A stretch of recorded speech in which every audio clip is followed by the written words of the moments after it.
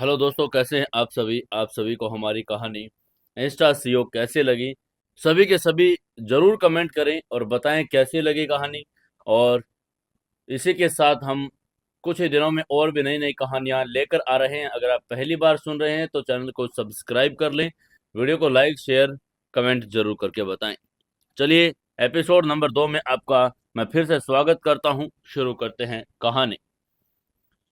Basement के उस घुटन भरी और धुंधली रोशनी में मर्सिडीज मैकबे का भारी और साइलेंट इंजन एक दबी हुई दहाड़ के साथ स्टार्ट हुआ। कार्तिक ड्राइविंग सीट पर बैठा था, स्टीयरिंग व्हील पर उसका हाथ बिल्कुल स्थिर था। तभी बैक व्यू मिरर में उसने देखा, राह अपने लेदर सीट पर पीछे की तरफ टिक कर बैठ गई थी और उसने तुरंत अपना आईपैड खोल लिया। उसका ध्यान पूरी स्क्रीन पर चल रहे आंकड़ों पर था। उसे इस बात का रत्ती भर भी अंदाजा नहीं था कि पार्किंग के उस अंधेरे कोने में मौत उसका इंतजार कर रही है। कार्तिक की नजरें गाड़ी के साइड मिरर पर थी। वो काले रंग की एसयूवी अब अपनी जगह से हिलने लगी थी। कार्तिक के तेज दिमाग ने महज कुछ ही सेकंड में पूरा कैलकुलेशन कर लिया था। अगर वो गाड़ी को यहीं रोकता या यहीं इन गुंडों से भिड़ता तो गोलियां चल सकती थी। इस क्रॉस फायर में राह को चोट भी पहुंच सकती थी और कार्तिक अग्रवाल अपनी जान दे सकता था। लेकिन राह के जिस्म पर एक खरोंच भी बर्दाश्त नहीं कर सकता था। इसलिए कार्तिक ने अपनी आवाज को बिल्कुल एक डरे हुए और एक नए ड्राइवर की तरह बनाकर पूछा, चले मैडम? तब आगे से राहा ने अपनी बिना आंखें उठाए एक बड़े रूखे लहजे में ऑर्डर देकर कहा, तुम्हें मेरी इजाजत की जरूरत नहीं है। तुम्हें रास्ता नहीं पता? सांता क्रूज ऑफिस चलो जल्दी, मेरी मीटिंग 15 मिनट में है। इसलिए अब टाइम वेस्ट मत करो, मुझे जल्दी वहां पहुंचाओ। उसके बाद सुनकर आगे से कार्तिक ने एक प्रोफेशनल ड्राइवर की तरह जवाब देकर कहा, जी मैडम। ये कहकर उसने गाड़ी को गियर में डाल लिया और एक्सीलेटर दबाकर गाड़ी आगे बढ़ा दी। मैकबे जैसे ही पार्किंग से बाहर निकलकर मुंबई की भारी ट्रैफिक वाली सड़क पर आई, कार्तिक ने शीशे में देखा, एक नहीं बल्कि 3 काले रंग की एसयूवी उनके पीछे लग चुकी थी। उन गाड़ियों में 15 से 20 खूंखार और प्रोफेशनल किलर थे। उनका इरादा साफ था, किसी सुनसान रास्ते या ट्रैफिक सिग्नल के बीच गाड़ी को घेरना, गोलियों से छलनी करना और इसे गैंगवार और दुर्घटना का नाम दे देना। निखिल ने अपनी सौतेली बहन को रास्ते से हटाने के लिए पूरा एक मौत का काफिला भेज दिया था। तभी रास्ते में बांद्रा वर्ली सीलिंग की तरफ बढ़ते हुए ट्रैफिक थोड़ा तेज हुआ। कार्तिक एक बड़ा सदा हुआ और दुनिया का बेहतरीन ड्राइवर्स में से वो एक था। उसके पास फॉर्मूला 1 की गाड़ियों को ट्रैक पर दौड़ाने का एक्सपीरियंस था।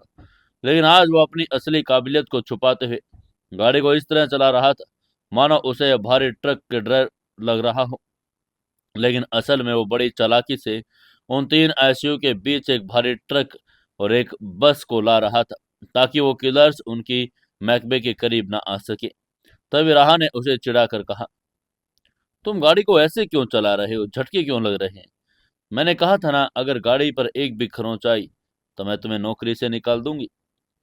उसकी ये बात सुनकर आगे से कार्तिक ने बड़ी ही मासूमियत से झूठ बोलकर कहा, माफ करना मैडम, वो जुहू में इतनी बड़ी गाड़ी चलाने की आदत नहीं है ना, बस थोड़ा सा आगे ध्यान रखूंगा।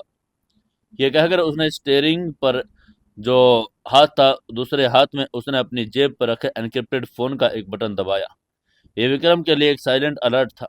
करीब 40 मिनट की एक बहुत तनावपूर्ण कैट एंड माउस की रेस के बाद उनकी मैकबे सांता क्रूज में मित्तल इंडस्ट्री के दूसरे कारपोरेट ऑफिस में शानदार पोर्च में आकर रुके। ये इलाका बड़ा सुरक्षित था। दर्जनों सिक्योरिटी गार्ड्स वहां मुस्तैद थे। उन किलर्स की ऐसी हुई हिम्मत नहीं कर पाई कि यहाँ आकर वो हमला करे। उन्होंने अपनी गाड़ियां ऑफिस के कंपाउंड के बाहर ही सड़क के किनारे रोक दी। तभी इधर गार्ड ने दौड़कर कार्तिक और राहा की गाड़ी का दरवाजा खोला। तभी राहा अपनी शानो शौकत के साथ गुरूर से बाहर निकली। उसने अपने कपड़े ठीक किए और अपना डिजाइनर बैग कंधे पर टंगा। उसके बाद उसने कार्तिक की तरफ देखा, ठंडी आवाज में कहा, गाड़ी को बेसमेंट लेवल 3 में लगाओ। यो एरिया एयर अंडर कंस्ट्रक्शन है, वहां जगह खाली मिलेगी और वहीं गाड़ी में बैठकर इंतजार करना। ऊपर बिल्डिंग में दिखने की कोशिश मत करना, मेरी मीटिंग लंबी चलेगी। उसकी बात सुनकर आगे से कार्तिक ने सिर झुकाकर कहा, जी मैडम। इसके बाद राहा ने अपने सिक्योरिटी गार्ड्स और सेक्रेटरी के साथ कांच के विशाल दरवाजे के अंदर दाखिल हो गई। जैसे राहा ऑफिस के सिक्योर बिल्डिंग के अंदर गई, कार्तिक के चेहरे पर वो भोलापन, वो डर और वो मासूमियत एक झटके में गायब हो गई। उसकी आंखों में अब एक ऐसी खूंखार चमक, बर्फीली ठंडक आ गई थी जिसे देखकर यमराज भी कांप जाए। शिकार अब सेफ था। अब वक्त था शिकारियों का शिकार करने का।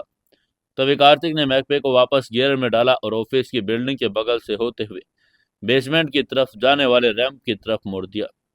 तभी गाड़ी पर खड़ी उन तीन आईसीयू के अंदर बैठे किलर्स ने देखा कि गाड़ी बेसमेंट की तरफ जा रही है और राह ऊपर जा चुकी है। तभी उनका लीडर, जो एक खूंखार और चेहरे पर कट के निशान वाला आदमी था, उसने अपने वॉकी टॉकी पर गुर्रा कर कहा, लड़की अंदर है, पर उस चपरासी ड्राइवर को मत छोड़ना। पहले उसे निपटाते हैं और फिर लड़की के बाहर आने का इंतजार करेंगे, और सब उसके बाद खत्म। गाड़ियां बेसमेंट में डालो।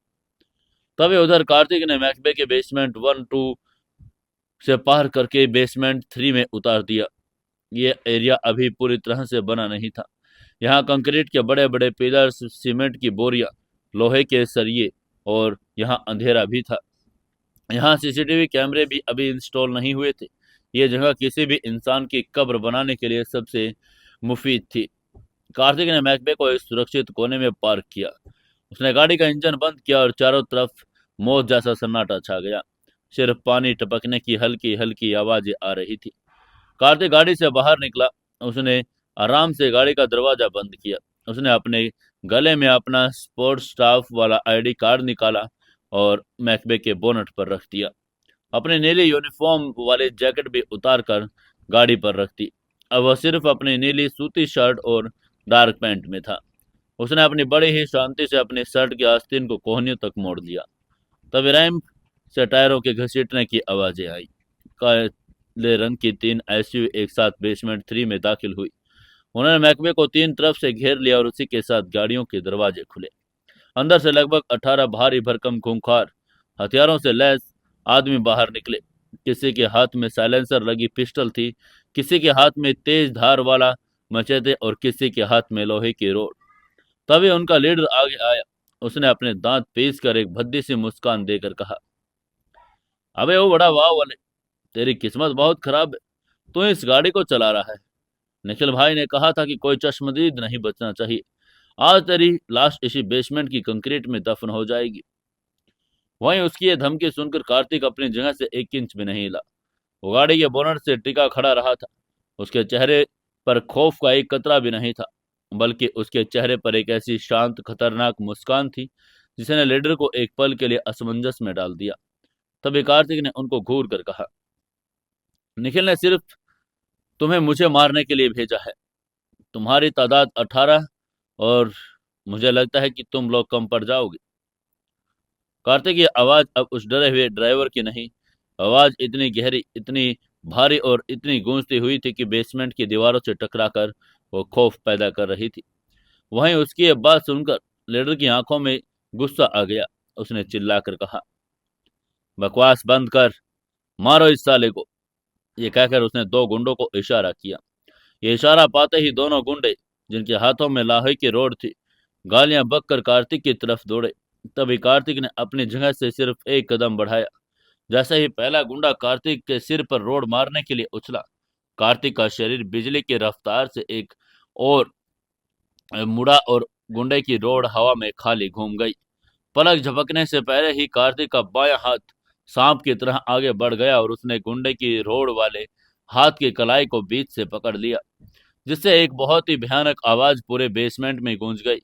कार्तिक ने अपने सिर्फ एक हाथ के दबाव से उस गुंडे की कलाई को 180 डिग्री के कोण पर पीछे की तरफ तोड़ दिया था। तभी हड्डी मांस को फाड़कर बाहर आ गई। गुंडे के मुंह से एक दर्दनाक चीख निकलने वाली थी कि कार्तिक के दाएं हाथ की 2 उंगलियों ने बिजली की स्पीड से गुंडे के गले की विंड पाइप पर एक बड़ा स्टीक घातक प्रहार किया। उसकी चीख गले में ही घुट गई। उसकी आंखें बाहर की तरफ निकल आई। वो बिना कोई आवाज के कंक्रीट के फर्श पर धड़ाम से गिर पड़ा और उसकी तुरंत मौत हो गई। ये सब इतनी तेजी से हुआ कि दूसरा गुंडा जो उसके ठीक पीछे था, उसे रुकने का मौका ही नहीं मिला। वो कार्तिक ने मरे हुए गुंडे के हाथ से गिरती हुई लोहे की रोड को हवा में ही लपक लिया। तभी दूसरे गुंडे ने अपना मचेते चाकू कार्तिक में पेट में घोंपने की कोशिश की। आगे से कार्तिक ने एक शानदार विंग चुन डिफेंसिव मूव का इस्तेमाल करके अपने बाएं हाथ से चाकू वाले हमले को ब्लॉक किया और दाएं हाथ के पकड़े रोड को उसके घुटनों पर नी कैप पर पूरी ताकत से दे मारा, जिससे घुटनों की हड्डी चूर चूर हो गई। गुंडा दर्द से जमीन पर गिरा, लेकिन इससे पहले कि वो आवाज निकाल पाता, कार्तिक का पैर हवा में उठा और गुंडे की गर्दन के पिछले हिस्से पर एक घातक एक्स किक की तरह गिरा। गर्दन की हड्डी टूटने की क्रैक की आवाज आई और वही ढेर हो गया। महज 5 सेकंड में 2 खूंखार गुंडों की लाशें जमीन पर थी। वहीं कार्तिक की सांसें अब तक तेज नहीं हुई थी। वहीं बाकी बचे 16 गुंडों की आंखों में अब खौफ साफ नजर आने लगा था। उनका नशा गुरूर हवा हो चुका था। उन्हें समझ आ गया था कि उनके सामने कोई सीधा साधा वड़ा पाव बेचने वाला या ड्राइवर नहीं खड़ा, बल्कि मौत का फरिश्ता खड़ा है। कार्तिक कोई आम फाइटर नहीं था। वो क्राव मार्गा, म्यूथाई और ब्राजीलियन जित्सु का ग्रैंड मास्टर था। उसने दुनिया के सबसे खतरनाक अंडरग्राउंड फाइट क्लब्स में बिना रूल्स वाली फाइट जीती थी। तभी उन गुंडों के लीडर ने दहशत में चिल्लाकर अपने साइलेंसर लगी पिस्तौल निकाल कर कहा, गोली मारो, भून डालो इसे। लेकिन कार्तिक को गोलियों से बचने की साइंस बड़ी अच्छी तरह पता थी। वो अंधेरे और कंक्रीट के पिलर्स के बीच इस तरह गायब हुआ जैसे वो कोई इंसान नहीं बल्कि कोई साया हो। तभी साइलेंसर लगी पिस्तौल से गोलियां चली और कंक्रीट के पिलर से टकराकर चिंगारियां पैदा करने लगी। वहीं कार्तिक एक विशाल पिलर के पीछे था। उसने अपनी आंखें बंद की और अपनी सुनने की पावर को अपने चरम पर ले गया। वो गुंडों के जूतों की रगड़ और उनकी घबराहट भरी सांसों को सुन सकता था। वो जानता था कि कौन कहाँ खड़ा है। तभी 3 गुंडे पिलर के पीछे से उसे घेरने के लिए दबे पांव आगे बढ़े। उनको अपनी तरफ आता देखकर कार्तिक ने जमीन पर पड़ी एक मुट्ठी सीमेंट की धूल उठाई और जैसे ही पहला गुंडा सामने आया, कार्तिक ने वो धूल उसकी आंखों में फेंक दी। गुंडा अंधा होकर छटपटाने लगा। तभी कार्तिक ने अपनी पिस्तौल वाली कलाई को पकड़ा और उसे मरोड़ा और उसी पिस्तौल का रुख पीछे खड़े दूसरे गुंडे की तरफ कर दिया। कार्तिक ने पिस्तौल नहीं चलाई।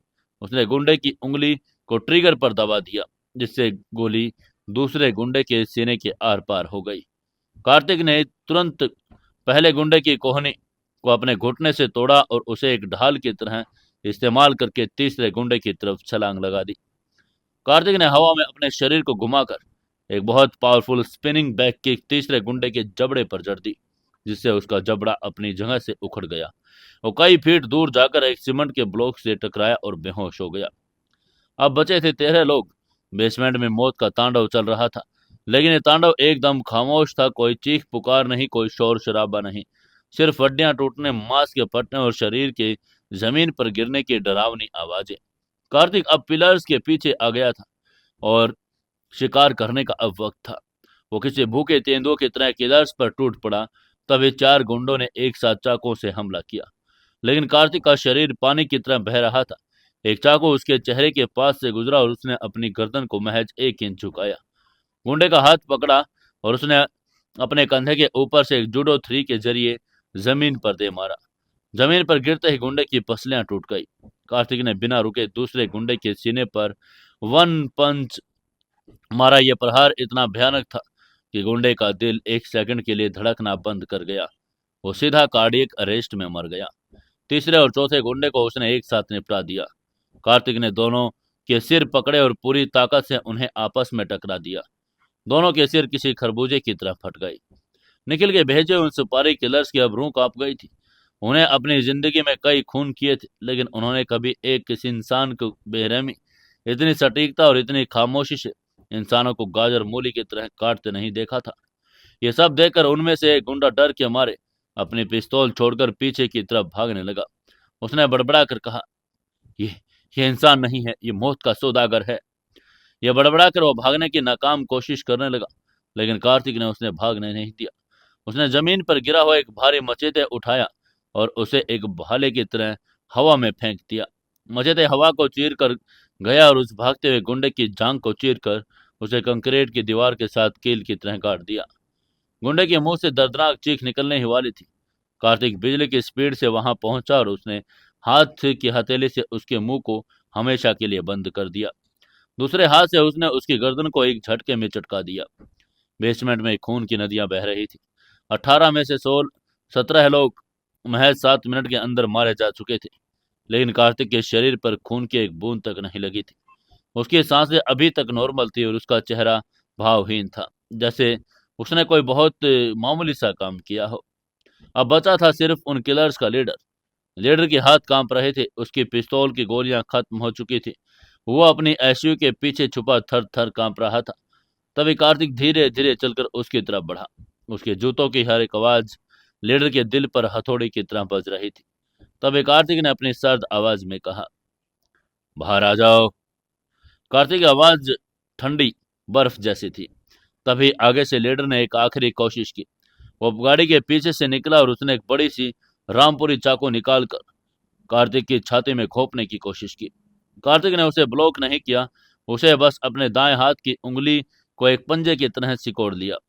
सीधा लीडर की कॉलर बोन के ठीक नीचे प्रेशर पॉइंट पर उंगलियां गड़ा दी। वो शरीर का नर्व सेंटर होता है, जहां सबसे ज्यादा दर्द होता है। कार्तिक की उंगलियां लगते ही लीडर के हाथ से चाकू छूटकर गिर गया। उसका पूरा शरीर में एक ऐसा दर्द दौड़ा जैसे उसके अंदर हजारों वोल्ट का करंट दौड़ा हो। वो अपने घुटनों के बल जमीन पर आ गिरा। उसकी आंखों में आंसू बहने लगे। उसका मुंह खुला का खुला रह गया, लेकिन दर्द इतना ज्यादा था कि वो चीख भी नहीं पा रहा था। तभी कार्तिक ने उसके चेहरे को उठाया और उसकी आंखों को अंदर झांक कर देखा। कार्तिक ने एक फुसफुसाहट वाली आवाज में कहा, निखिल से कहना कि अगर उसने दोबारा राह की तरफ नजर भी उठाई तो मैं उसे उसके बेडरूम में घुसकर इसी तरह जिंदा दफना दूंगा। ये मेरी पहली और आखिरी वार्निंग है। कार्तिक ये सब कह रहा था। लीडर बस खौफ में आंखें फाड़कर कार्तिक को देख रहा था। तभी कार्तिक ने अपने हाथ को दबाव से बढ़ाया और एक सेकंड के अंदर उस लीडर की नसों को इस तरह डैमेज किया कि वो जीवन भर के लिए लकवाग्रस्त हो गया। अब न तो वो चल सकता, न ही अपने हाथ पैर हिला सकता था। वो बस एक जिंदा लाश बन चुका था। वहीं कार्तिक अपनी जगह से खड़ा हुआ और अपने चारों तरफ पिछली लाशों और खून को देखा। उसने गहरी सांस ली। इसके बाद उसने अपनी जेब से सैटेलाइट फोन निकाला, विक्रम को मैसेज किया, location Shanta cruise Mittal industry office basement 3 जो अंडर कंस्ट्रक्शन है। उसके अंदर 18 लाशें हैं, 3 गाड़ियां खड़ी है मेरी महकमे से दूर। अगले आधे घंटे में मुझे यहाँ एक एक कतरा खून साफ चाहिए। लाशों के समंदर के अंदर उसे फिकवा दो और किसी को भनक नहीं लगनी चाहिए। अगले ही कुछ सेकंड में विक्रम का रिप्लाई आया, क्लीन अप टीम पहुंच रही है बॉस, 5 मिनट में सब गायब हो जाएगा। ये मैसेज पढ़ते ही कार्तिक ने फोन वापस जेब में रखा। वो महकमे के पास आया और गाड़ी सुरक्षित थी। उस पर एक क्रॉस तक नहीं आई थी। उसने अपनी जैकेट पहनी, अपना आईडी कार्ड गले में लटका लिया। उसने एक रुमाल से अपने हाथों को पोंछा ताकि अगर कोई अदृश्य धूल हो तो वो साफ हो जाए। अगले 20 मिनटों के अंदर अग्रवाल ग्रुप की बड़ी क्लीन और professional clean up team basement में दाखिल हुई। उन्होंने बिना किसी शोर के लाशों को बॉडी बैग्स में डाला, खून को स्पेशल केमिकल से साफ किया और उस तीनों आईसीयू को वहां से ड्राइव करके ले गए। बेसमेंट 3 अब बिल्कुल वैसा ही दिख रहा था जैसा कार्तिक के आने से पहले, खाली, खामोश और सीलन भरा। किसी को अंदाजा भी नहीं हो सकता था कि यहाँ महज आधे घंटे पहले तक एक भयानक कत्ले आम हुआ था। कार्तिक अपनी मैकबे के बोनट पर आराम से टिक कर बैठ गया था। उसने अपने जेब से वही पुराना और सस्ता टिफिन बॉक्स निकाला जिसमें रामू काका ने उसके लिए सूखी रोटियां बांधी थी और बड़ी शांति से वो बेस्वाद रोटियां चबाने लगा था। तभी लगभग 2 घंटे बाद लिफ्ट का दरवाजा खुला और राह मित्तल बेसमेंट में दाखिल हुई। उसकी मीटिंग काफी सफल रही, इसलिए उसके चेहरे पर एक अजीब सी संतुष्टि और गुरूर था। उसके पीछे उसके ऑफिसर फाइलें लिए चल रहे थे। तभी राह ने दूर से देखा, उसका नया ड्राइवर उस सड़क साफ पति अग्रवाल गाड़ी के पास एक नॉर्मल और गरीब इंसान की तरह खड़ा था। उसके हाथ में एक सस्ता सा टिफिन था। वो उसे देखकर तुरंत सीधा हो गया, मानो बड़ा डरा हुआ हो। राह को देख कर बड़ी घिन आई। उसने मन ही मन सोचा, कैसा इंसान है ये, इसमें न कोई सेल्फ रिस्पेक्ट न ही कोई एम्बिशन। ये सोचकर वो कार्तिक के पास आ गई।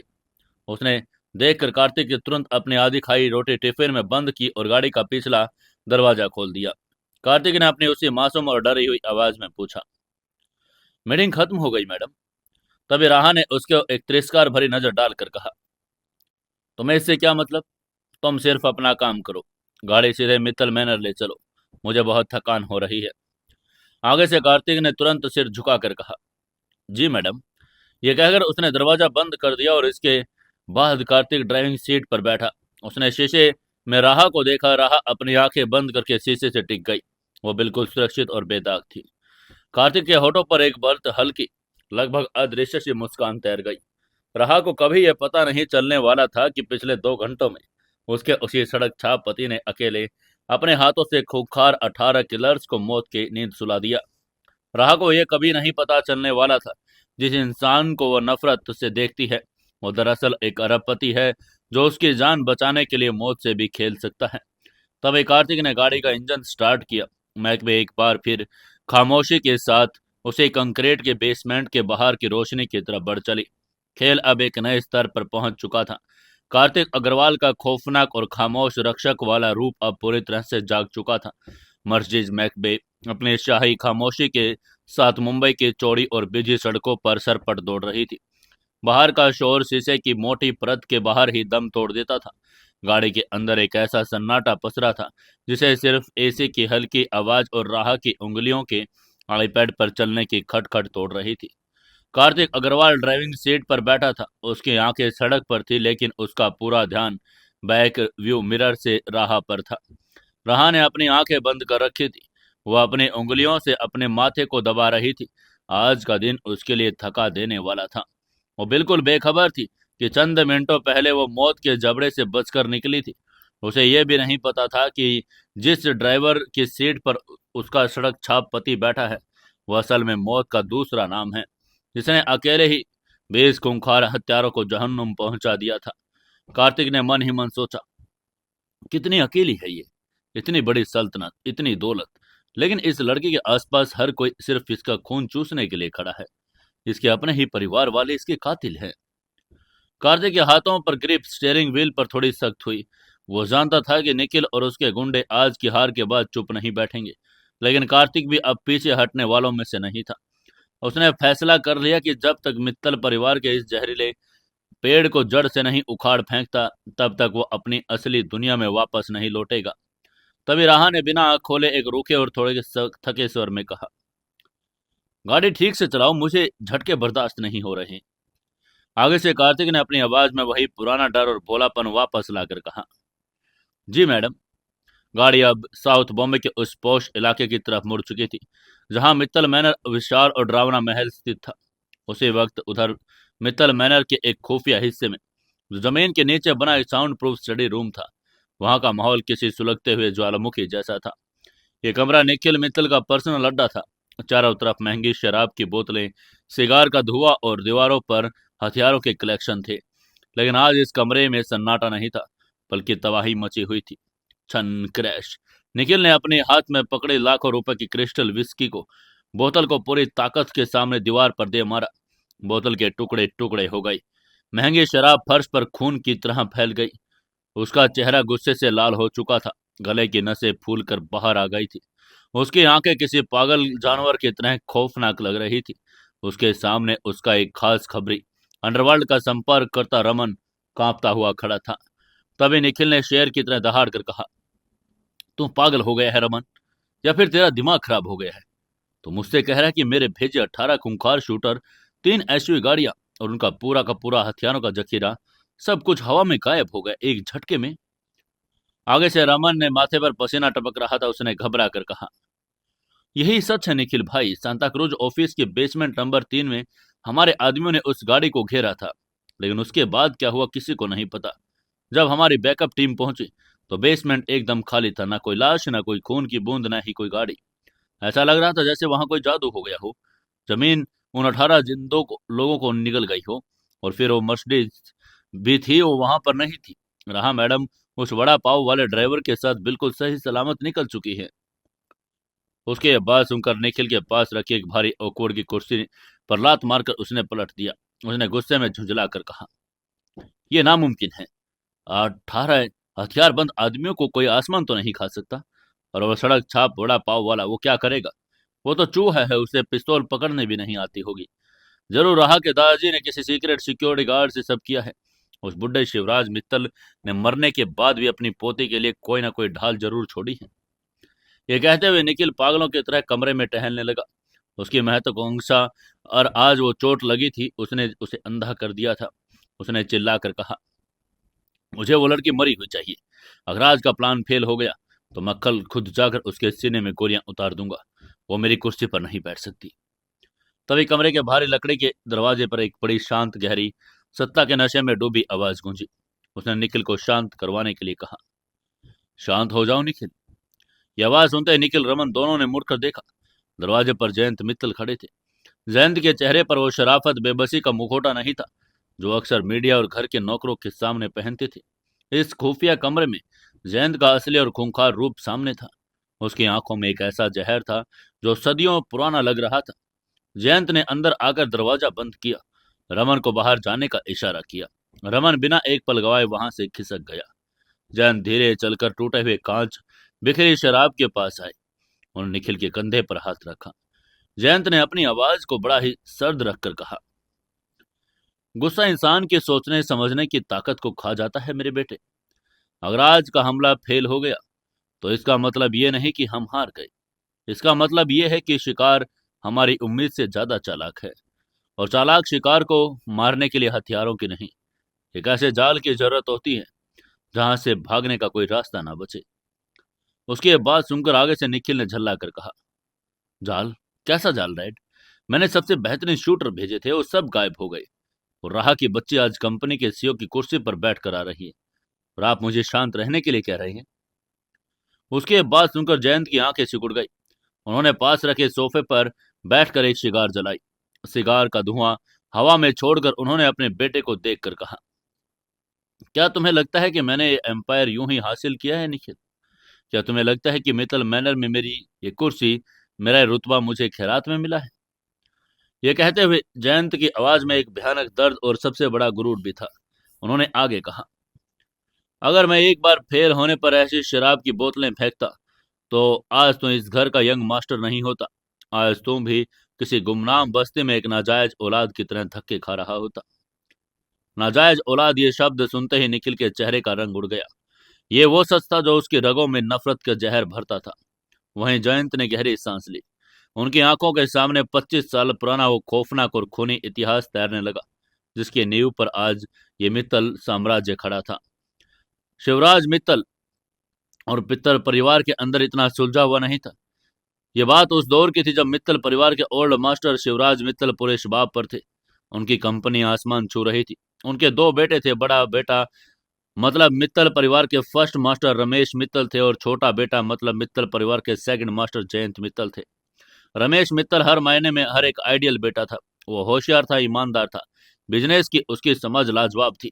पूरे बिजनेस वर्ल्ड में ये बात तय थी कि शिवराज के बाद मित्तल एम्पायर का असली उत्तराधिकारी रमेश ही होगा। जयंत हमेशा अपने बड़े भाई की परछाई में जीता आया था। उसे रमेश के अधीन काम करना पड़ता था। बोर्ड मीटिंग्स में जयंत के आइडियाज को खारिज कर दिया जाता और रमेश की हर एक बात को पत्थर की लकीर मान लिया जाता। जयंत के अंदर जलन का एक ऐसा बीज पनप रहा था जो धीरे धीरे एक जहरीले पेड़ में बदल रहा था। उस वक्त रमेश की शादी दिव्यानी से हो चुकी थी। दिव्यानी एक बड़ी ही संभ्रांत रसूखदार परिवार की बेटी थी। उन दोनों की एक छोटी बेटी थी, राहा, जो उस वक्त महज 6 महीने की थी। पूरा परिवार राहा के जन्म की खुशियां मना रहा था। शिवराज मित्तल ने तो बाकायदा एक घोषणा कर दी कि राहा उनके घर की पहली यंग मिस है और भविष्य में इस एम्पायर का बड़ा हिस्सा उसके नाम होगा। लेकिन इन सब खुशियों के बीच जयंत घुट रहा था। वो कॉलेज के दिनों से बड़ा खूबसूरत लेकिन एक अंडरवर्ल्ड की लड़की से बेइंतहा प्यार करता था जिसका नाम था कल्याणी। कल्याणी और जयंत ने एक दूसरे के साथ जीने मरने की कसम खाई थी। कल्याणी उस वक्त प्रेग्नेंट थी और जयंत के बच्चे की मां बनने वाली थी। जयंत चाहता था कि वो कल्याणी से शादी करे और उसे मित्तल परिवार की छोटी बहू बनाकर इस हवेली में लेकर आए। लेकिन शिवराज मित्तल ने साफ इनकार कर दिया। शिवराज ने अपना फरमान सुनाकर कहा था, कल्याणी जैसी लड़की मित्तल परिवार की बहू नहीं बन सकती। जयंत को लगने लगा कि उसकी जिंदगी, उसका प्यार, उसका वजूद, सब कुछ उसके बड़े भाई रमेश की वजह से खत्म हो रहा है और रमेश के अधीन रहकर अपनी पूरी जिंदगी नहीं बिताना चाहता था। और फिर एक बारिश की काली रात को जयंत ने वो फैसला लिया जिसने मित्तल परिवार का इतिहास खून से लिख दिया। रमेश मित्तल एक अहम मीटिंग के लिए पुणे जा रहे थे। जयंत ने चुपके से अपने बड़े भाई की गाड़ी के ब्रेक फेल करवा दिए जिसकी वजह से लोनावाला के खंडाला घाट पर बारिश और अंधेरे के बीच रमेश की गाड़ी गहरी खाई में जा गिरी। गाड़ी के परखचे उड़ गए और मित्तल परिवार का फर्स्ट मास्टर वहीं खत्म हो गया। पुलिस ने इसे एक दुखद एक्सीडेंट मारकर फाइल बंद कर दी। किसी को, यहां तक कि शिवराज मित्तल को भी ये शक नहीं हुआ कि उनके ही छोटे बेटे ने दौलत और सत्ता के लिए अपने सगे बड़े भाई का कत्ल कर दिया। रमेश की मौत के बाद हवेली में मातम छा गया। दिव्यानी महज 24 साल की उम्र में विधवा हो गई थी। रहा 6 महीने की उम्र में यतीम। लेकिन जयंत के लिए जश्न का मौका था। अब वो अकेला वारिस था और वो कल्याणी के पास गया और उससे कहा कि वह अब जल्द ही उससे शादी करेगा। लेकिन तकदीर को कुछ और ही मंजूर था। रमेश की मौत के कुछ ही दिनों बाद शिवराज मित्तल ने पूरे परिवार को बुलाया और ऐसा फरमान सुनाया, जयंत के पैरों तले की जमीन खिसक गई। शिवराज ने अपनी भारी कांपती हुई आवाज में कहा, रमेश चला गया, लेकिन उसकी बच्ची राह और मेरी बड़ी बहू दिव्यानी की जिम्मेदारी अब इस परिवार की है। मैं नहीं चाहता कि मेरी 6 महीने की पोती को पिता का साया न मिले। मैं दिव्यानी को इस घर से जाने भी नहीं दूंगा। इसलिए जयंत, तुम्हें दिव्यानी से शादी करनी होगी। उनकी ये बात सुनकर जयंत के पैरों तले की जमीन खिसक गई। उन्होंने इनकार करने की कोशिश करके कहा, डैड, आप ये क्या कह रहे हैं? दिव्यानी मेरी भाभी है, मैं ऐसा कैसे कर सकता हूँ? तभी आगे से शिवराज ने कड़क आवाज में कहा, यह मेरा आखिरी फैसला है। अगर तुमने दिव्यानी से शादी करने के इनकार किया तो मैं अपनी पूरी दौलत पूरी एक कंपनी ट्रस्ट के नाम कर दूंगा। तुम्हें इस घर से बेदखल कर दूंगा। मित्तल परिवार की इज्जत और इस बच्चे के भविष्य के लिए तुम्हें एक कुर्बानी देनी होगी। अब जयंत बुरी तरह से फंस चुका था। जिस दौलत और सत्ता के लिए उसने अपने बड़े भाई का खून किया, वो दौलत अब उसके हाथों से फिसल रही थी। उसके पास दो ही रास्ते बचे थे। या तो वो कल्याणी को चुने, सड़क पर आ जाए, और दिव्यानी को चुने, अरबों का मालिक बन जाए। और जयंत जैसे स्वार्थी और महत्वाकांक्षी इंसान ने दौलत को चुना। वो कल्याणी के पास गया, वो रोया। उसने कल्याणी के पैर पकड़े, उसे समझाकर कहा, कल्याणी, मैं दीवाने से सिर्फ और सिर्फ उस जायदाद के लिए शादी कर रहा हूँ। मेरा उससे कोई रिश्ता नहीं होगा। मेरा दिल, मेरी रूह सिर्फ तुम्हारी है। अगर मैंने आज ये शादी नहीं की तो हमारा बच्चा सड़क पर पैदा होगा। मुझे कुछ वक्त दो। मैं पूरी कंपनी अपने नाम करके उस दिव्यानी को डाइवोर्स दे दूंगा। तुम्हें इस शान से उस हवेली में लेकर आऊंगा। कल्याणी, जो एक प्यार में अंधी लड़की थी, उसने जयंत की बात मान ली। उसने अपनी खुशियों का बलिदान दे दिया। इसके बाद जयंत ने दिव्यानी से शादी कर ली। दिव्यानी को नहीं पता चला कि जयंत ने उसके पहले पति को मारा है। लेकिन दिव्यानी ये जानती थी, जयंत उससे प्यार नहीं करता। उन दोनों की शादी सिर्फ एक समझौता थी, एक दिखावा थी। जयंत का असली जीवन मित्तल मैनर के बाहर कल्याणी के साथ था। वहीं कल्याणी ने एक बेटे को जन्म दिया और वो बेटा था निखिल। निखिल के जन्म के बाद पहले 5 साल तक वो खौफनाक और गुमनामी में बीते। निखिल एक नाजायज औलाद की तरह एक छोटे से अपार्टमेंट में पलता रहा। जयंत सिर्फ रात के अंधेरे में उनसे मिलने जाता। कल्याणी हर दिन रोती थी, इंतजार करती थी कि कब जयंत उसे उसका हक दिलाएगा। लेकिन जयंत शिवराज मित्तल के खौफ से कभी हिम्मत नहीं कर पाया। और फिर एक दिन, जब निखिल 5 साल का था, एक भयंकर बीमारी के कारण कल्याणी की मौत हो गई। कल्याणी मरते दम तक जयंत की राह देखती रही, लेकिन उसे मित्तल परिवार का नाम नहीं मिला। कल्याणी की मौत के बाद जयंत के पास अब कोई चारा नहीं था।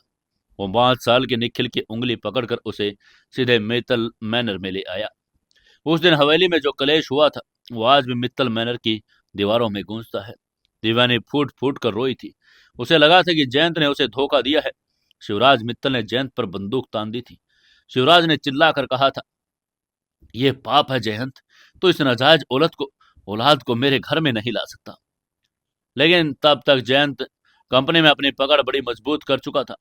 उसने पहली बार अपनी पिता की आंखों में आंखें डालकर कहा था, ये मेरा खून है डैड, ये कल्याणी का बेटा है, उस औरत का जिससे मैंने प्यार किया था।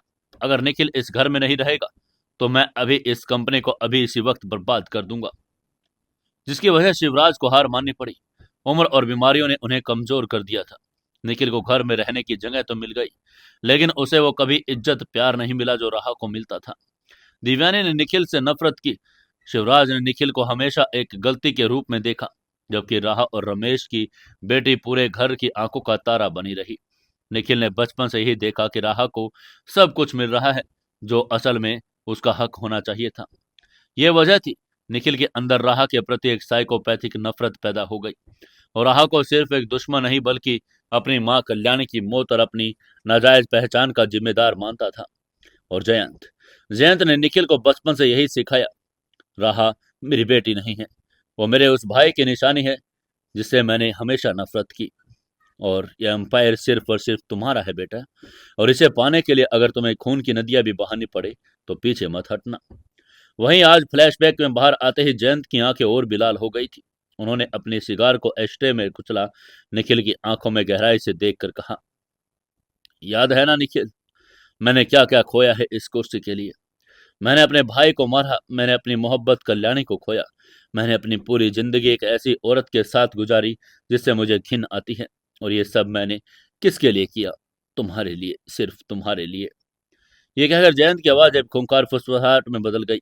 उन्होंने अपना बात को आगे बढ़ाकर कहा, मैं अपनी पूरी जिंदगी ये मेहनत अपना ये एम्पायर रमेश की बेटे के हाथों में नहीं जाने दूंगा। रहा मित्तल को मरना ही होगा। उनकी ये बात सुनकर आगे से निखिल ने गुस्से में कहा, लेकिन डैड, वो बूढ़ा शिवराज मरने के बाद भी उस डायन को बचा रहा है। उसने वसीयत में उस बड़ा पाव वाले से कार्तिक की जो शादी की, वो सिर्फ हमें चिढ़ाने के लिए नहीं थी। मुझे यकीन है कि वो कार्तिक महज एक बड़ा पाव बेचने वाला नहीं है। आज बेसमेंट में मेरे 18 आदमी यूं ही हवा में गायब नहीं हो सकते। जरूर उस कार्तिक के पीछे कोई बहुत बड़ी पावर है, या फिर वो खुद कोई बहुत बड़ा राज है। उसकी यह बात सुनकर आगे से जयंत ने गहरी सोच में डूबकर अपना माथा सहलाकर कहा, तुम सही कह रहे हो बेटे, हमें उस लड़के को हल्के में नहीं लेना चाहिए। हो सकता है शिवराज ने कोई खुफिया सिक्योरिटी एजेंसी किराए पर ली हो और उस लड़के के वेश में राह की हिफाजत कर रही हो, और आज हमने सीधा हमला करके गलती कर दी। तभी निखिल ने गुस्से में कहा, तो अब क्या डैड, कल वो पूरी कंपनी पूरे पावर पर राज करेगी। वहीं जयंत के चेहरे पर एक शैतानी मुस्कान उभर आई। उन्होंने मुस्कुरा कर कहा, नहीं, हम सीधा वार दुश्मन को होशियार कर देता है मेरे बेटे। अब हम ऐसा वार करेंगे दुश्मन को पता नहीं चलेगा, उसके नीचे से जमीन खिसक जाएगी। लेकिन अगर राह की ढाल मजबूत है तो हम उस ढाल को बाहर से नहीं तोड़ेंगे बल्कि अंदर से गलाएंगे। उसके ये बात सुनकर आगे से निखिल ने कंफ्यूज होकर पूछा, मतलब? तभी जयंत ने थोड़ा रुक कर एक भयानक हंसी हंसकर उसको समझा कर कहा, मतलब ये निखिल कि अब हमें खून बहाने की जरूरत नहीं। हमें बस उस लड़की की छवि को, उसके चरित्र को और कंपनी में उसके रुतबे को इस मिट्टी में मिलाना है कि बोर्ड ऑफ डायरेक्टर्स खुद उसे धक्के मारकर बाहर निकाल दे। और रही बात उस बड़े पाव वाले की, अगर वो हमारी राह का कांटा है तो हमें उसे पुलिस के हाथों में ऐसा फंसाएंगे कि वो जिंदगी भर जेल में सड़ेगा। उनकी ये बात सुनकर निखिल की आंखों में चमक आ गई। उसने मुस्कुरा कर पूछा, प्लान क्या है डैड? तभी जयंत ने उसको अपना प्लान समझा कर कहा, अगले हफ्ते मित्तल इंडस्ट्री की बहुत बड़ी एनुअल गाला पार्टी है। शहर के सबसे बड़े लीडर, बिजनेस टाइकून्स और मीडिया भी वहां होगा। हम वहां एक ऐसा बम फोड़ेंगे कि रहा मित्तल की सीईओ की कुर्सी तो जाएगी, उसका वजूद भी खत्म हो जाएगा। बस तुम प्रोजेक्ट जेनेसिस वाली फाइल तैयार रखो जिस पर तुमने राह के जाली दस्तक किए हैं। उसकी ये बात सुनते ही प्रोजेक्ट का नाम सुनकर निखिल मुस्कुराया और उसने मुस्कुरा कर कहा, वो फाइल तो बेसमेंट के गोडाउन में महफूज है डैड। लेकिन उन्हें इस बात का रत्ती भर भी अंदाजा नहीं था। जिस फाइल पर वो इतना गुरूर कर रहे थे, वो फाइल कार्तिक की नजरों से गुजर चुकी है। उसका डाटा कार्तिक के सिस्टम में सुरक्षित था। जब वो अपने लोग प्लानिंग कर रहे थे, वहीं उधर बाहर रात का अंधेरा घिर आया था। मर्सिडीज मैकबे धीरे धीरे विशाल मित्तल के लोहे के गेट के अंदर दाखिल हुई। गार्ड ने तुरंत सलाम किया। कार्तिक ने गाड़ी को पोर्च में लाकर खड़ा कर दिया। उसने झटके से गाड़ी का दरवाजा खोला और बाहर आकर दरवाजे पीछे से राह के लिए खोल दिया। राह पूरे दिन की थकान और कंपनी के तनाव से चूर होकर बाहर निकली। उसके चेहरे पर एक अजीब सी गंभीरता थी। उसने एक बार भी मुड़कर कार्तिक को नहीं देखा और सीधे अपने सैंडल्स की खटखट के साथ हवेली के शानदार दरवाजे के अंदर चली गई। कार्तिक वहीं खड़ा उसे जाता देख रहा था। उसे जयंत और निखिल के उस पूरे काले इतिहास की भनक लग चुकी थी। उसे पता था कि यह परिवार राह के लिए एक घर नहीं बल्कि सांपों का एक बिल है। तभी रामू काका ने पीछे से आकर उससे कहा, बेटा कार्तिक, खाना तुम्हारे कमरे में रख दिया, जल्दी खा ले। मालकिन गुस्सा हो रही कि तुम इतनी देर से क्यों आई। उसकी यह बात सुनकर आगे से कार्तिक ने रामू काका को देखा। एक बहुत ही नर्म लेकिन रहस्यमय मुस्कान देकर कहा, काका, अब मुझे किसी के गुस्से से डर नहीं लगता, क्योंकि जिन्हें गुस्सा आ रहा है उन्हें यह नहीं पता कि वो बहुत जल्द उनके रोने के दिन शुरू होने वाले हैं। रामू काका कार्तिक की इस बात का मतलब नहीं समझ पाए, लेकिन वो बस सिर हिलाकर अंदर चले गए। वहीं कार्तिक ने अपनी जेब में रखे फोन को कसकर पकड़ा। आज रात ये सारा खेल खत्म हो चुका था, लेकिन असली महाभारत की बिसात अब बिछने वाली थी। देश का सबसे बड़ा अरबपति एक बड़ा पाव बेचने वाले के भेष में अब मित्तल परिवार के पापों का घड़ा फोड़ने के लिए तैयार था। मित्तल मैनर की वो रात बड़ी घुटन भरी थी। बाहर मुंबई के आसमान में लगातार बारिश की बूंदें गिर रही थी, जैसे आसमान भी इस आलीशान हवेली के अंदर पनप रहे फरेब साजिशदार को देखकर रो रहा हो। हवेली का मुख्य हिस्सा दूधिया रोशनी से नहाया हुआ था, लेकिन उसी हवेली के सबसे पिछले हिस्से में, जहां नौकरों के क्वार्टर थे, एक गहरा और उदास अंधेरा पसरा था। कार्तिक अपने उस छोटे और सीलन भरे कमरे के दरवाजे के पास पहुंचा। उसने दरवाजे को खोला और अंदर दाखिल हुआ। उसने दरवाजे की कुंडी लगाई, गहरी सांस छोड़ी। दिन भर का वो नाटक और खौफनाक खून खराबा, सड़क छाप होने का दिखावा, यह बड़ा थका देने वाला था। उसने अपनी नीली यूनिफॉर्म और जैकेट उतारी, उसे एक पुरानी कुर्सी पर फेंक दिया। उसकी नजर कमरे के कोने पर रखी एक छोटी सी लकड़ी की मेज पर पड़ी, जहां रामू काका ने खाना ढककर रखा हुआ था। कार्तिक उस मेज के पास गया। उसने थाली के ऊपर रखी प्लेट हटाई। स्टील की उसी ठंडी थाली में दो सूखी और कड़क हो चुकी रोटियां थी। एक कटोरी में थोड़ी सी पतली पीली दाल जिस पर पानी तैर रहा था। किनारे पर थोड़ा सा अचार रखा था। ये खाना शायद दोपहर का बचा हुआ था, जो अब तक ठंडा और बेसवाद हो चुका था। कार्तिक अग्रवाल, वो इंसान जिसके दिन की शुरुआत दुनिया की सबसे महंगी कॉपी लुवाक कॉफी से होती थी, जिसके लंच और डिनर के लिए इटली और फ्रांस से खास तौर पर Michelin star chef chartered plane से उड़कर आते थे, जिसके डाइनिंग टेबल पर सोने और चांदी के बर्तन में दुनिया भर के सबसे स्वादिष्ट व्यंजन परोसे जाते थे। आज उस इंसान के सामने रूखी सूखी बासी रोटी रखी थी, लेकिन कार्तिक के चेहरे पर शिकन का एक कतरा भी नहीं था। ना ही कोई शिकायत, ना ही कोई गुस्सा। उसने पानी के जग में एक गिलास पानी डाला और उसे अपने हाथ धोए पुरानी चरमराती लकड़ी की कुर्सी पर बैठ गया। उसने रोटी का एक छोटा सा टुकड़ा तोड़ा, उसे बस एक ठंडी दाल में डुबोया और अपने मुंह में रख लिया। गाना खले से निचलने उतना मुश्किल था, लेकिन कार्तिक उसे बड़ी शांति से चबा रहा था। हर निवाले के साथ उसे शिवराज मित्तल का वो चेहरा याद आ रहा था, जो अपनी जिंदगी और मौत के बीच झूल रहे थे। उसे याद आ रहा था कि कैसे उस बूढ़े इंसान ने कार्तिक के हाथ पकड़कर अपनी पोती की जिंदगी की भीख मांगी थी। कार्तिक ने मन ही मन सोचा, मैं ये सब सिर्फ और सिर्फ तुम्हारे लिए कर रहा हूं रहा। उसका खाना खत्म हुआ। उसने खुद अपनी थाली धोकर एक तरफ रखी, नल से थोड़ा पानी निकालकर अपना मुंह साफ किया और उसके बाद वो सख्त और छोटे बिस्तर पर जाकर लेट गया। कमरे में एक पुराना पंखा बड़ी धीमी और कर्कश आवाज के साथ घूम रहा था। कार्तिक ने अपने दोनों हाथ अपने सिर के पीछे रखे और छत की तरफ घूरने लगा। आज का दिन उसकी जिंदगी का सबसे लंबा दिन था। उसके हाथों पर आज 18 लोगों का खून था।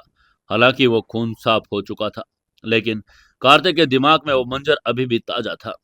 वो बेसमेंट का अंधेरा, गोलियों की आवाजें, टूटने वाली हड्डियों की गूंज। उसने उन किलर्स को जिस बेरहमी से मारा था, उसे याद करके कार्तिक के खुद पर कोई पछतावा नहीं था।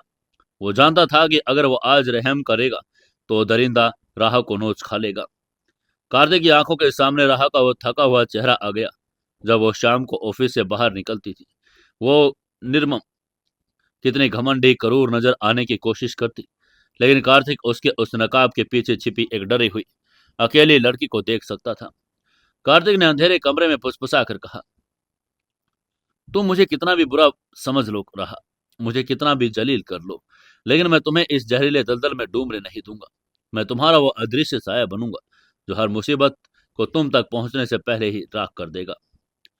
कार्तिक जानता था जयंत और निखिल आज के इस हमले को फेल होने के बाद और भी खतरनाक चाल चलेंगे, और उसे अब और भी ज्यादा चौकन्ना रहना चाहिए था। उसने उसे कंपनी के अंदर और बाहर दोनों जगह अपनी नजर पैनी रखनी होगी।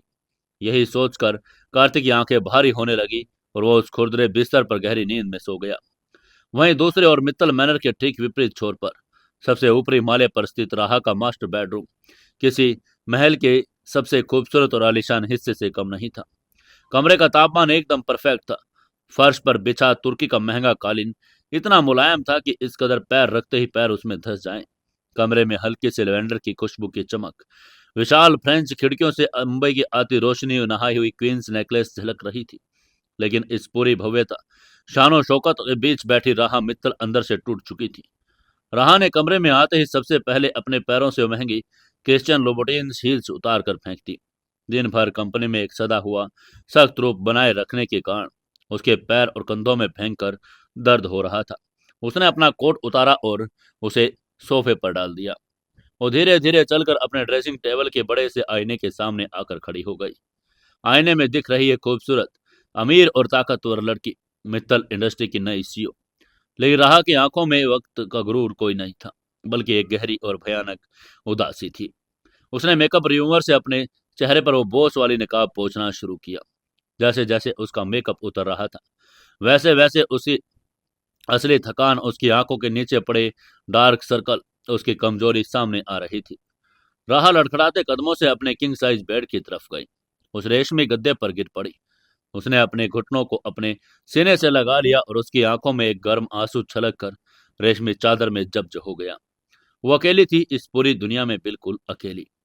आज दिमाग और सुबह से लेकर शाम तक घटना का विश्लेषण कर रहा था। बोर्ड रूम में जब वो पहली बार कुर्सी पर बैठी, तो उसने देखा कैसे कंपनी के पुराने अनुभवी बोर्ड ऑफ डायरेक्टर्स उसे एक बच्ची समझकर नजरअंदाज कर रही थी। फाइनेंस हेड ने उसे गुमराह करने की कोशिश की। लीगल हेड ने फाइलों में कमियां निकाली। उसे हर एक पर यह साबित करना पड़ रहा था कि वो कुर्सी के लायक है। और इन सब के बीच उसका अपना सौतेला भाई, उसके पिता जयंत, एक गिद्ध की तरह उसे नोचने के इंतजार में बैठे थे। लेकिन इन सबसे अहम बात यह थी, जो उसे अंदर से खाए जा रही थी, वो थी उसकी किस्मत, उसके दादाजी का आखिरी फैसला। राहा की मुट्ठियां कस गई। उसके सीने में एक अजीब सा गुस्सा और हताशा उबलने लगी। उसने अपने सिरहाने रखी अपने दादाजी की तस्वीर को देखा। राहा ने रुंधे हुए गले से फुसफुसा कर कहा, क्यों दादाजी, क्यों किया आपने मेरे साथ ऐसा? आपने हमेशा कहा था कि मैं इस घर का अभिमान हूँ। आपने मुझे बचपन से बिजनेस के गुर सिखाए, मुझे दुनिया की सबसे बेहतरीन यूनिवर्सिटी में पढ़ने भेजा। आपने मुझे हमेशा शेरनी की तरह लड़ना सिखाया, फिर जाते जाते मेरे पैरों में ये लोहे की बेड़ी क्यों डाल दी? उसकी आवाज में दर्द और शिकायत दोनों थे। राहा को दादाजी पर गुस्सा आ रहा था। वो समझ ही नहीं पा रही थी, जिस दादाजी ने उसे खुशी दी, उन्होंने आखिरी और उसकी जिंदगी का इतना अहम फैसला पर बेरहमी क्यों लिया? उसने दादाजी की तस्वीर को देखकर आगे कहा, अगर आपको शर्त रखनी थी, अगर आपको मेरी शादी करवानी थी, तो क्या इस पूरी दुनिया में कोई एक ढंग का इंसान आप मिला नहीं? कोई पढ़ा लिखा इंसान, कोई ऐसा बिजनेसमैन जो मेरी बराबरी का होता, जो कंपनी के मामलों में मेरी मदद कर सकता, जो निखिल और डैड के सामने सीना तान कर खड़ा हो सकता? कम से कम ऐसा इंसान तो चुनते दादाजी। लेकिन नहीं, आपने क्या सोचा? एक सड़क छाप इंसान, एक ऐसा लड़का जो जूहू की गलियों में बड़ा पाव बेचता है, जिसके कपड़ों में तेल की खुशबू आती है, जिसे ठीक से बात करने की तमीज नहीं, जिसका दुनिया में कोई वजूद ही नहीं। राहा की आंखों से अब तेजी से आंसू बहने लगे। वो तकिए पर मुक्का मारकर खुद से बातें कर रही थी। राहा को कार्तिक का वो भोला और बेवकूफों वाला चेहरा याद आने लगा। सुबह डाइनिंग टेबल पर उसका चपरासी की नौकरी मांगना। राहा को अब ये बहुत बड़ा और भद्दा मजाक लग रहा था। उसे कार्तिक पर भयानक गुस्सा आ रहा था। राहा ने दांत पीस कर सोचा, क्या सोचता है वो अपने बारे में? चेक फाड़कर उसने मुझे दिखाने की कोशिश की कि उसमें खुददारी है। बकवास। वो सिर्फ एक लालची और अवसरवादी इंसान है। वो जानता है कि अगर वो कुछ महीनों में मेरी चापलूसी करेगा, कंपनी में मेरे आसपास घूमेगा, तो वसीयत के हिसाब से उसे लाखों नहीं, बल्कि करोड़ों रुपए मिलेंगे। वो मुझे इमोशनल ब्लैकमेल करने की कोशिश कर रहा है। राहा का दिमाग पूरी तरह से नकारात्मक सोच से भर चुका था। उसे कार्तिक की मासूमियत में भी फ्रेब नजर आ रहा था।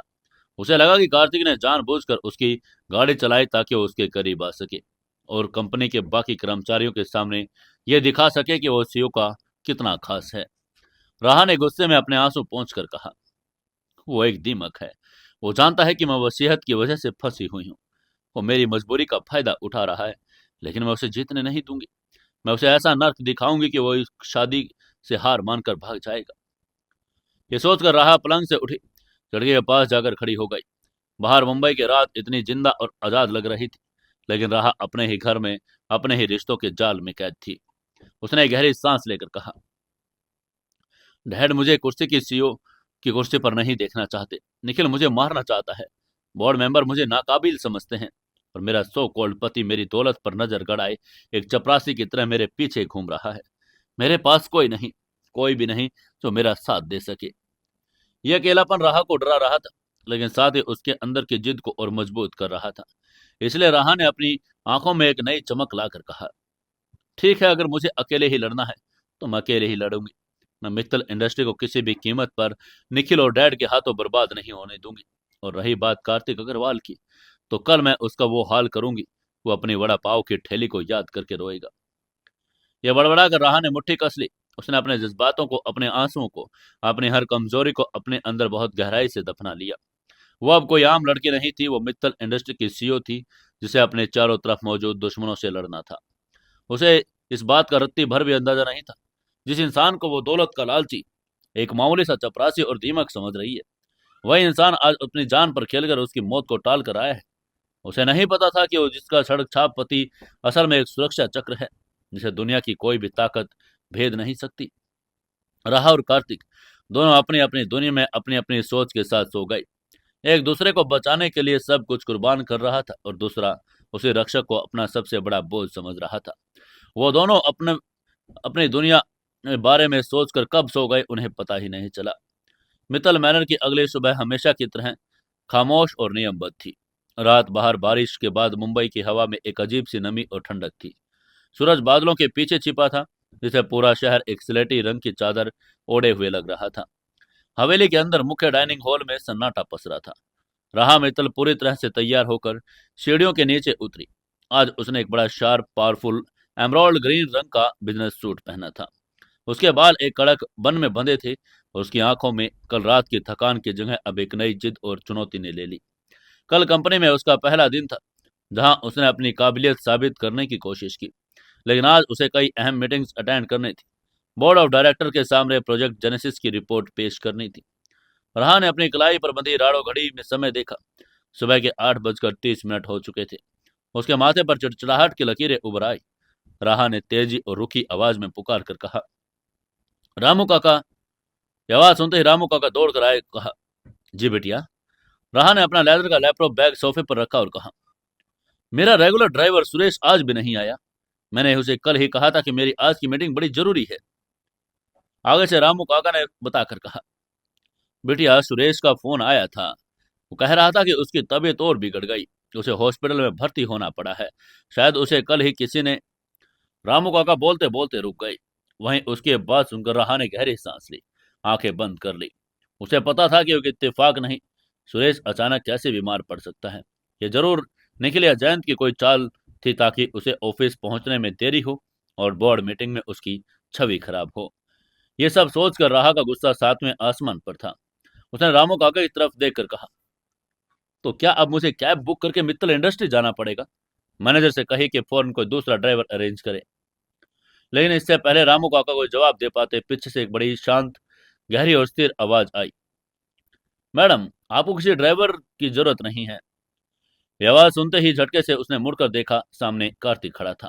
उसने अपनी वही नीली रंग की स्पोर्ट्स स्कार्फ वाली यूनिफॉर्म पहनी थी। उसके बाल कल रात की तरह बिखरे हुए नहीं थे, बल्कि सलीके से कंघी किए थे। उसके चेहरे पर वही सीधा साधा और मासूम सा भाव था, जो राह को अंदर से जला देता था। कार्तिक के हाथ में मर्सिडीज मैकवे की चाबियां थी। उसने चाबी घुमाकर कहा, सुरेश भाई छुट्टी पर हैं, इसलिए कल की तरह आज भी आपकी गाड़ी मैं ड्राइव करूंगा। मैंने गाड़ी पोर्च में निकाल ली है, एसी भी ऑन कर दिया है, हम जब चाहे निकल सकते हैं। उसकी ये बात सुनकर आगे से राहा ने उसे ऊपर से नीचे तक घूरा। उसे कार्तिक का शांत रवैया बिल्कुल पसंद नहीं आ रहा था। वो चाहती थी कार्तिक उसके सामने गिड़गिड़ाए, डरे, लेकिन कार्तिक की आंखों में एक अजीब सा ठहराव था, जो राहा को बेचैन कर देता था। इसलिए गुस्से में राहा ने जहर उगल कर कहा, तुम्हें क्या लगता है तुम इस घर के दामाद हो तो मेरी करोड़ों की मर्सिडीज तुम्हारी पर्सनल प्रॉपर्टी हो गई? कल तुमने जैसे गाड़ी चलाई थी, मुझे लगा था मेरी जान निकल जाएगी। तुम बड़ा पाव वाले सिर्फ ठेला खींच सकते हो, गाड़ियां नहीं। लेकिन आगे से कार्तिक ने राहा के इस अपमान का कोई जवाब नहीं दिया। उसने बस हल्का सा सिर झुकाया और कहा, अगर आपको मुझ पर भरोसा नहीं है मैडम, तो मैं कोई दूसरी कैब बुला देता हूँ। लेकिन बाहर बारिश का मौसम है, कैब आने में कम से कम आधा घंटा लगेगा, और आज आपकी पहली मीटिंग 9:30 बजे है। राह बुरी तरह से फंस चुकी थी। कार्तिक की बात बिल्कुल सही थी। अगर वो कैब का इंतजार करती तो वो मीटिंग में लेट हो जाती, और निखिल को उस पर उंगली उठाने का एक और मौका मिल जाता। राह ने गुस्से में अपना लैपटॉप बैग उठाया, पैर पटक कर बाहर की तरफ चलकर कहा, अगर आज तुमने गाड़ी में एक भी झटका दिया ना कार्तिक, तो मैं बीच सड़क पर गाड़ी से तुम्हें बाहर फेंक दूंगी। कार्तिक के होठों पर एक बहुत ही हल्की, लगभग ना के बराबर मुस्कान आई। कार्तिक ने मन ही मन सोचा, तुम मुझे बाहर फेंकने की बात कर रही हो राहा, और मैं तुम्हारे लिए इस दुनिया को आग लगाने के लिए तैयार हूँ। ये सोचकर वो खुद चुपचाप उसके पीछे पीछे बाहर आ गया। बाहर मर्सिडीज मैकबेथ चमक रही थी। कार्तिक ने दौड़कर पीछे का दरवाजा खोला, तभी राहा बिना उसकी तरफ देखे अंदर बैठ गई और दरवाजा जोर से बंद कर लिया। कार्तिक ड्राइवर सीट पर बैठा। उसने सीट बेल्ट लगाई और गाड़ी को गियर में डाल दिया। मैकबे बिना कोई आवाज किए मित्तल मैनर के विशाल गेट से बाहर निकल गई। गाड़ी के अंदर का सन्नाटा बहुत भारी था। राहा ने हमेशा की तरह अपना आईपैड निकाल लिया था और वो कुछ चार्ट्स और ग्राफ देख रही थी। कार्तिक का पूरा ध्यान सड़क पर था, लेकिन उसकी ट्रेंड आंखें सिर्फ सामने नहीं देख रही थी। वो अपने back view mirror, side mirrors और सड़क के दोनों तरफ मौजूद हर गाड़ी, हर बिल्डिंग और हर इंसान को स्कैन कर रहा था। कल बेसमेंट में जो हुआ, उसके बाद कार्तिक को पूरा यकीन था कि निखिल और जयंत इतनी आसानी से हार नहीं मान सकते। उन्होंने जो शूटर भेजे थे वो सब लोअर लेवल के भाड़े के गुंडे थे, लेकिन आज कार्तिक की सिक्स्थ सेंस कह रही थी कुछ बड़ा और बड़ा प्रोफेशनल होने वाला है। उनकी गाड़ी बांद्रा की तरफ जाने वाले शॉर्टकट रास्ते पर मुड़ गई। ये आम रास्ता थोड़ा वीरान रहता था, लेकिन दोनों तरफ पुराने industrial estate under construction building थी। राह अक्सर इस रास्ते का इस्तेमाल करती थी क्योंकि यहाँ ट्रैफिक कम ही मिलता था, लेकिन आज इस रास्ते पर एक अजीब सी शांति थी। कार्तिक के कान खड़े हो गए। प्रोफेशनल कॉम्बैट फाइटर, अरबपति बिजनेसमैन होने के नाते कार्तिक का दिमाग इस खतरे को पहले सूंघ लेता था। तभी कार्तिक ने आईने में राह की तरफ देखकर कहा, मैडम, मुझे लगता है कि हमें मेन रोड से जाना चाहिए। उसकी बात सुनकर आगे से राह ने झल्ला कर अपनी नजर आईपैड से हटाकर कहा, तुम्हें क्या दिक्कत है? ये शॉर्टकट है। मुझे जल्दी ऑफिस पहुंचना है। चुपचाप गाड़ी चलाओ और मुझे अपना काम करने दो। तभी कार्तिक ने कोशिश करके कहा, लेकिन ये रास्ता कुछ ज्यादा ही सुनसान लग रहा है आज। लेकिन उसकी बात सुनकर आगे से राह की आवाज ऊंची हो गई। उसने चिल्लाकर कहा, कार्तिक, क्या तुम मेरे बॉस हो या मैं तुम्हारी बॉस? तुम्हें जितना कहा जाए उतना करो। उसके बाद सुनकर आगे से कार्तिक ने गहरी सांस ली। वो बहस करके समय बर्बाद नहीं करना चाहता था। उसने गाड़ी की स्पीड थोड़ी कम की और अपने सेंसेस को पूरी तरह से अलर्ट कर लिया। गाड़ी कुछ और किलोमीटर आगे बढ़ी। सामने एक बहुत ही संकरा रास्ता था, जिसमें दोनों तरफ ऊंचे ऊंचे गोडाउन थे। तभी कार्तिक ने देखा आगे का रास्ता पूरी तरह से ब्लॉक था। रास्ते के ठीक बीचों बीच एक काले रंग की एसयूवी, एक सफेद रंग की सेडान गाड़ी आपस में टकराई हुई हालात में खड़ी थी। ऐसा लग रहा था जैसे कोई भयानक एक्सीडेंट हुआ हो। दोनों गाड़ियों के बोनट से हल्का हल्का धुआं निकल रहा था, लेकिन कार्तिक का दिमाग तुरंत अलर्ट पर अलार्म बजाने लगा। एक आम इंसान को यह नॉर्मल एक्सीडेंट लग रहा था, लेकिन कार्तिक की पार की नजरों ने तुरंत एक अजीब चीजें नोटिस कर ली।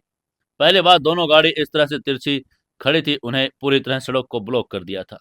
कोई मोटरसाइकिल वहां से नहीं निकल सकती थी। दूसरी बात, इतना बड़ा एक्सीडेंट होने के बावजूद आसपास कोई भीड़ नहीं थी। तीसरी बात, गाड़ी के अंदर बाहर कोई ड्राइवर पैसेंजर नहीं था। चौथी और अहम बात, गाड़ी के एयरबैग खुले नहीं थे, जिसका मतलब था टक्कर असली नहीं, बल्कि गाड़ियों को जानबूझकर यहाँ लाकर खड़ा किया गया एक जाल था। तभी कार्तिक ने मर्सिडीज के ब्रेक पर पैर रखा। गाड़ी एक्सीडेंटल वाले जगह से लगभग 50 मीटर दूर पर रुक गई। अचानक गाड़ी रुकने राह को हल्का झटका लगा। राह ने गुस्से से पूछा, क्या हुआ? गाड़ी क्यों रोकी? कार्तिक ने बड़ी नॉर्मल आवाज में कहा, आगे रास्ता बंद है मैडम, शायद कोई एक्सीडेंट हुआ है। उसके बाद सुनकर राह ने अपनी खिड़की शीशे से बाहर गर्दन निकाल कर आगे देखा। दोनों गाड़ियां सड़क को घेरे थी। राह ने सिर पीट कर कहा, ओ गॉड, आज ये इन लोगों को एक्सीडेंट करना था। मुझे बहुत देर हो रही है। कार्तिक, बाहर निकलो और देखो, क्या गाड़ियां थोड़ी साइड हो सकती है या कोई रास्ता है वहां से निकलने का। राह का आदेश कार्तिक के लिए एक मौत का फरमान हो सकता था। कार्तिक जानता था यह एक्सीडेंट राह को रोकने के लिए करवाया गया है। अगर यह एक्सीडेंट नकली है तो इसका मतलब है कि हमलावर आसपास छुपे हैं। अगर वो बाहर निकला तो शायद उसे राह को निशाना बनाया जा सकता है। इसलिए कार्तिक ने तुरंत अपनी जेब में हाथ डाला, फोन पर इमरजेंसी बटन दबाया। विक्रम के लिए एक रेड अलर्ट था, मतलब था हमला हुआ है, तुरंत बैकअप भेजो। कार्तिक ने रिवर व्यू मिरर में राह की आंखों में गहराई से देखकर कहा, मैडम, मुझे नहीं लगता कि हमें गाड़ी के दरवाजे खोलने चाहिए। मुझे एक्सीडेंट असली नहीं लग रहा। उसकी आवाज में सड़क छाप वाला डर नहीं, बल्कि अजीब सा ऑर्डर और गंभीरता थी। राह ने झल्ला कर कहा, तुम पागल हो गए हो क्या? तुम्हारी ये बड़ा पाव वाली जासूसी मुझे नहीं सुननी। तुम्हें बाहर जा देखने में डर लगता है तो मैं खुद जाकर देख लेती हूँ। ये कहकर राह ने जैसे ही दरवाजा का हैंडल पकड़ने के लिए हाथ बढ़ाया, कार्तिक का दिल धक से रह गया। वो जानता था कि अगर राह गाड़ी से बाहर निकली तो सीधा हमलावर का शिकार बन जाएगी। मर्सिडीज मैकबे के शीशे बुलेट प्रूफ थे, लेकिन अगर दरवाजा खुला तो सब खत्म। तभी कार्तिक ने तेज आवाज में कहा, नहीं मैडम, आप अंदर ही रहिए। उसकी आवाज इतनी कड़क थी, राह एक पलक के लिए ठिठक गई। इसके बाद कार्तिक तुरंत अपनी आवाज को वापस नरम करके बोला, मैं जाकर देखता हूँ, आप प्लीज दरवाजा लॉक रखिएगा। उसकी ये बात ने कार्तिक स्टीयरिंग व्हील को कसकर पकड़ा और गहरी सांस ली। इसके बाद उसने गाड़ी का दरवाजा खोला और अपने पैर बाहर जमीन पर रखे। कार्तिक गाड़ी से बाहर निकला। बाहर का मौसम सीलन भरा था। सन्नाटा इतना गहरा था कि कार्तिक को अपने ही जूतों के डामर की सड़क पर पड़ने की आवाज साफ सुनाई दे रही थी। उसने गाड़ी का दरवाजा पीछे से बंद नहीं किया, बल्कि उसे हल्का सा खुला छोड़ दिया ताकि जरूरत पड़ने पर वो तुरंत आ सके। वो धीरे से उन दोनों एक्सीडेंट वाली गाड़ियों की तरफ बढ़ने लगा, लेकिन उसका ध्यान गाड़ियों पर नहीं था। उसका ध्यान सड़क के दोनों तरफ मौजूद ऊंचे ऊंचे खंडर चुके गोडाउन्स पर था। तभी अचानक उसकी रीढ़ की हड्डी में एक सिरन दौड़ गई। कार्तिक ने अचानक ऐसा महसूस किया जो आम इंसान नहीं कर सकता। उसे हवा के रुख में एक हल्का सा बदलाव महसूस हुआ। फिर उसके पार की नजरों ने सामने वाले 3 मंजिला गोडाउन की सबसे ऊपरी खिड़की पर एक हल्की चमक देखी। ये किसी कैमरे का लेंस नहीं था, यह एक स्नाइपर राइफल के स्कोप का रिफ्लेक्शन था। कार्तिक का खून जम गया। कल के शूटर आम थे, लेकिन आज जयंत और निखिल ने एक प्रोफेशनल स्नाइपर को हायर किया। एक ऐसा किलर जो किलोमीटर दूर से भी शिकार को माथों के बीचों बीच गोली उतार सकता था। ये स्नाइपर कार्तिक का निशाना नहीं लगा रहा था। कार्तिक ने पलक झपकते ही पीछे मुड़कर मर्सिडीज मैकबे की तरफ देखा। गाड़ी के पिछले दरवाजे पर काले बुलेट शीशे पर जहां राह मित्तल बैठी थी, वहां एक छोटा चमकीला लाल रंग का लेजर डॉट रेंग रहा था। ये लाल लेजर डॉट शरीर के निचले हिस्से से शुरू होकर धीरे धीरे ऊपर की तरफ खिसक रहा था। वो बिल्कुल राह के सिर की सीध में आ रहा था। स्नाइपर की बंदूक में आर्मर पियर्सिंग राउंड्स लोड थे। कार्तिक को पता था कि मर्सिडीज का बुलेट प्रूफ शीशा आम पिस्तौल की गोली को रोक सकता है, लेकिन .50 कैलिबर की स्नाइपर राइफल की गोली उस शीशे को कागज की तरह चीर देगी। समय जैसे रुक सा गया। कार्तिक के पास सिर्फ कुछ माइक्रो सेकंड का वक्त था। स्नाइपर अपनी उंगली ट्रिगर पर कस चुका था। लेजर डॉट राह के सिर के ठीक पास शीशे पर स्थिर हो गया। वहीं राह के गाड़ी के अंदर चिड़चिड़ाकर उसने अपने फोन में कुछ टाइप कर रही थी। उसे इस बात का बिल्कुल भी इल्म नहीं था मौत की एक लाल किरण उसके माथे को चूमने वाली है। कार्तिक के दिमाग में हजारवें हिस्से में पूरा कैलकुलेशन हो गया। स्नाइपर की दूरी, गोली की रफ्तार और उसका खुद का फासला। अगर वो चिल्लाकर राह को झुकने के लिए कहेगा तो आवाज उस तक पहुंचने से पहले गोली राह के सिर के आर पार हो चुकी होगी। अब कोई ऑप्शन नहीं था, कोई दूसरा रास्ता नहीं था। जिस इंसान के इशारे पर पूरी दुनिया के मार्केट हिल जाते, जिस अरबपति के पास दुनिया की हर सुख सुविधा थी, आज वो इंसान एक लड़की को बचाने के लिए खुद मौत के सामने कूदने जा रहा था। अब क्या करेगा कार्तिक? क्या बचा पाएगा राह मित्तल को? कैसी होगी आगे की कहानी, जानेंगे कल के एपिसोड में। दोस्तों, कहानी को ज्यादा से ज्यादा लाइक, शेयर और कमेंट जरूर करें।